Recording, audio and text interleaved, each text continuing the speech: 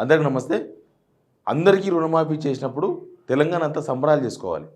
కానీ ఈడనేమో సంబరాల బదులు వేరే వ్యవహారాలు జరుగుతున్నాయి. నిజానికి ఎప్పుడైనా సరే అధికార పార్టీ చేసే కార్యక్రమాలకు ప్రతిపక్షాలు అడ్డు తగులుతూ ఉంటాయి. ప్రతిపక్ష పార్టీ కనుక నిజంగా అధికార పార్టీ కనుక నిజంగా రుణమాఫీ చేసి ఉంటే ప్రతిపక్ష పార్టీ దాన్ని డైవర్ట్ చేసే ప్రయత్నాలు చేయాలి. రాజకీయాల్లో ఇది కామన్గా మన రాష్ట్రంలో కాదు అన్ని రాష్ట్రాల్లో ఈవెన్ సెంట్రల్లో కూడా ఇట్లాంటి పాలిటిక్స్ చాలాసార్లు చూస్తూ ఉంటాం. కానీ మన దగ్గర తెలంగాణలో ఇప్పుడు రివర్స్ అవుతుంది. గవర్నమెంటు ప్రభుత్వము మేమందరికీ రుణమాఫీ చేసేసినామని చెప్తుంది. చేసినప్పుడు బీఆర్ఎస్ పార్టీయో బీజేపీ వాళ్ళు డైవర్షన్ చేయాలి. కానీ ఇక్కడ అట్లా లేదు. అధికార పార్టీయే డైవర్షన్ చేస్తుంది. అధికార పార్టీయే రుణమాఫీ ఇష్యూ చర్చకు రావద్దు, రుణమాఫీ ఇష్యూలో ఎవరు మాట్లాడొద్దు, రుణమాఫీ ఇష్యూని ఇక్కడితో వదిలేయాలి, మేము చేసేసినాం మీరు వదిలేసేయండి, సంబరాలు లేవు, మిగతా వ్యవహారాలు కూడా వద్దు, ఏమీ వద్దు. ప్రస్తుతం అంతా రివర్స్ గేర్ నడుస్తుంది తెలంగాణలో. మీరు నిజంగానే రుణమాఫీ కనుక అందరికీ చేసి ఉండింటే, అందరికీ మీరు ఎంతమందికి చేస్తామన్నారో అంతమంది కనుక చేసి ఉండింటే ఎస్ఎల్బీసీ లెక్కల ప్రకారం స్టేట్ లెవెల్ బ్యాంకింగ్ వాళ్ళు ఇచ్చిన లెక్కల ప్రకారమే 41,000 కోట్ల రూపాయలు కావాలి. మీరు చేసింది 17,000 కోట్లు, 17,600 కోట్లు. 63 లక్షల మంది రైతులకు రుణమాఫీ చేయాల్సి ఉంటే మీరు చేసింది కేవలం 21,96,000 మందికి మాత్రమే. మరి చేసినప్పుడు మీరు దాన్ని డైవర్షన్ చేయడానికి ఏం చేస్తున్నారంటే తెలంగాణలో కొత్త పుంతలు దొక్కుతుంది రాజకీయం. ఇది సిద్దిపేట క్యాంప్ ఆఫీస్ మీద కాంగ్రెస్ సంబంధించిన కార్యకర్తలు అంట. నిజంగా కాంగ్రెస్ వాళ్ళేనా లేకపోతే రేవంత్ రెడ్డి ఒక టీం మెయింటైన్ చేస్తారు ఎప్పుడు. నిజంగా కూడా కాంగ్రెస్ కార్యకర్తలు కూడా మన తెలంగాణ కాంగ్రెస్ కార్యకర్తలకు కూడా ఇట్లాంటి సాంప్రదాయం తెలియదు. మన తెలంగాణ కాంగ్రెస్ కార్యకర్తలు కూడా చాలాసార్లు చూసినాం కదా, ఎవరో ఏ రాయలసీమలో వచ్చి ఇక్కడ కొట్టుకొని చచ్చిన దినాలు చాలా ఉన్నాయి. ఏ రాయలసీమ లీడర్ మీదనో ఇంకో పార్టీ రాయలసీమ లీడర్ పోయి అటాక్ చేసిన సిచ్యువేషన్ కూడా చాలాసార్లు చూసినాం మనం. లేకపోతే ఆ గుంటూరు దాచేపల్లి ఏరియా అటికెలు వచ్చి ఈడ చంపుకున్నాయి, లేకపోతే ఈడ అటాక్ చేసుకున్న సందర్భాలు చాలాసార్లు చూసినాం.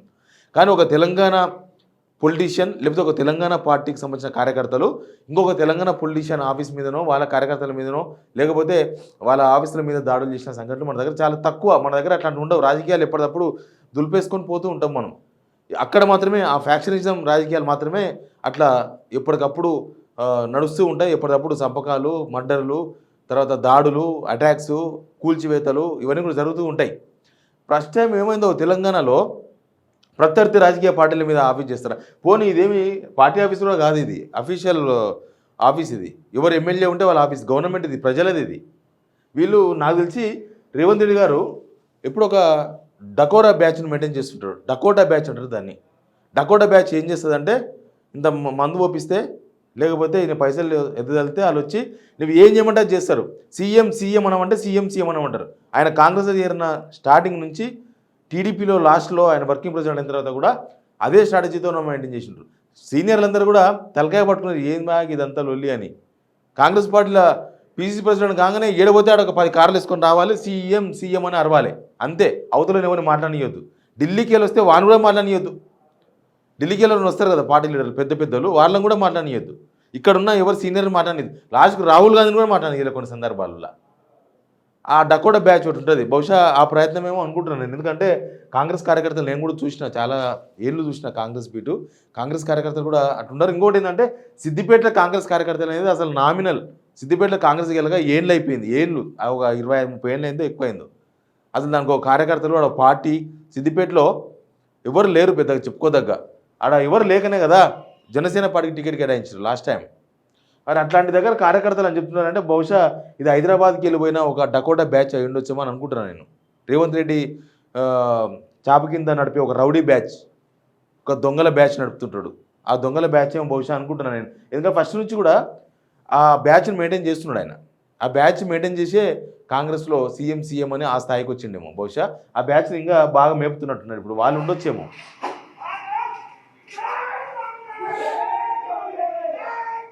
ఏం చేస్తున్నారు వాళ్ళు? ఫ్లెక్సీలు చేస్తున్నారు. ఏంటంటే రాజీనామా చేయాలని అరుస్తున్నారు వాళ్ళు. ఒకవేళ మీరు కనుక సర్కారు కనుక రుణమాఫీ అందరికి చేసి ఉంటే అసలు హరీష్ రావును కార్లకి వెళ్ళి కాలు కింద పెట్టుడు కాదు కదా, ఆయన కారు కాదు కదా, అసలు మనిషి కనిపిస్తే రైతులు పోయి అడ్డుకుంటారు నువ్వు ఫస్ట్ రాజీనామా చేయని. మీరు రైతులకు ఆ ఛాన్స్ కోల్పోయారు, ఆ ఛాన్స్ ఇవ్వలేదు.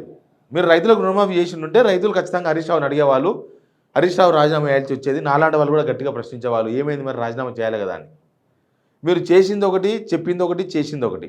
రుణమాఫీ విషయంలో చేసినామంటే చేసినాం అంతే తప్ప బహుశా నాకు తెలిసి అందుకేనేమో వరంగల్లో జరిగే ఈ కృతజ్ఞతా సభకు కూడా రాహుల్ గాంధీ వచ్చే అవకాశాలు లేవని చెప్తున్నారు కాంగ్రెస్ సీనియర్లు.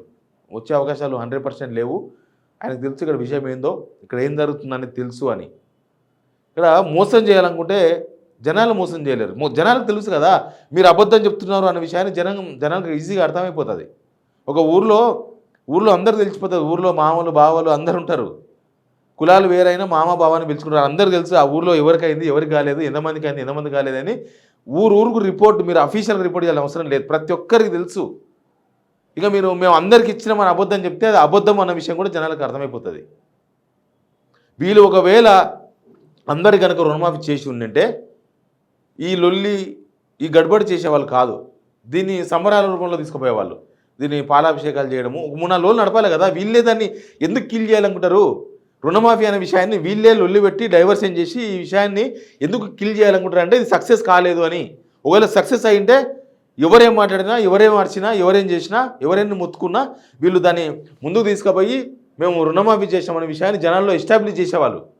ఎస్టాబ్లిష్ చేస్తలేరు. దీన్ని డైవర్షన్ చేయాలి. ఎటు తిరిగి ఈ రుణమాఫీ అనే విషయాన్ని ఇంకా మర్చిపోవాలి. చేసినక్కడ చేసినాం అయిపోయింది అనే విషయాన్ని తెర మీద తీసుకొస్తున్నారు.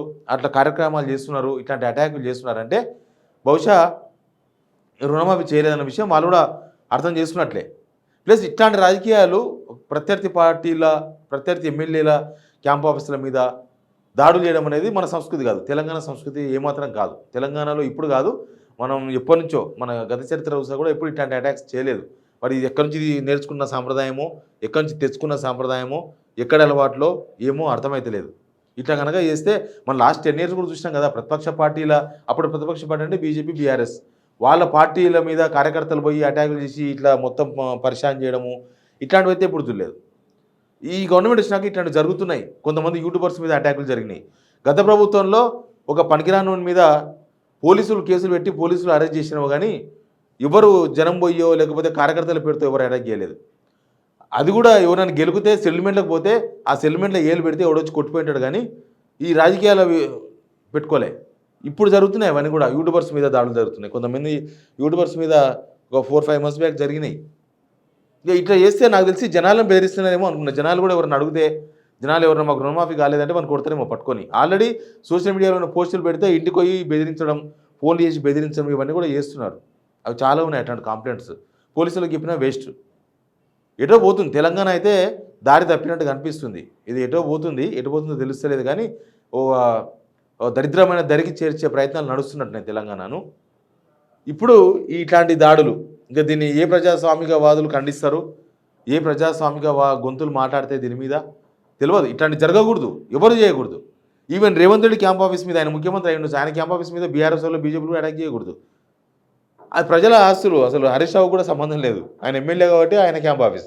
రేపు ఇంకోరు ఎమ్మెల్యే అయితే ఆయన క్యాంప్ ఆఫీస్ అవుతుంది. అది రేపు ఒకవేళ హరీష్ రావు కాదు రేవంత్ రెడ్డి పోయి సిద్దిపేటలో పోటీ చేసి గెలిస్తే రేవంత్ రెడ్డి క్యాంప్ ఆఫీస్ అవుతుంది అది. కాబట్టి సంథింగ్ తెలంగాణ పాలిటిక్స్ ఆంధ్ర పాలిటిక్స్ని తీసుకొచ్చి తెలంగాణ పాలిటిక్స్లో చేసే ప్రయత్నాలు నడుస్తున్నాయి. ఈ డకోటా బ్యాచ్లు, రౌడీ బ్యాచ్లను అధికార పార్టీకి సంబంధించిన వాళ్ళు ఎప్పుడు మెయింటైన్ చేయకూడదు.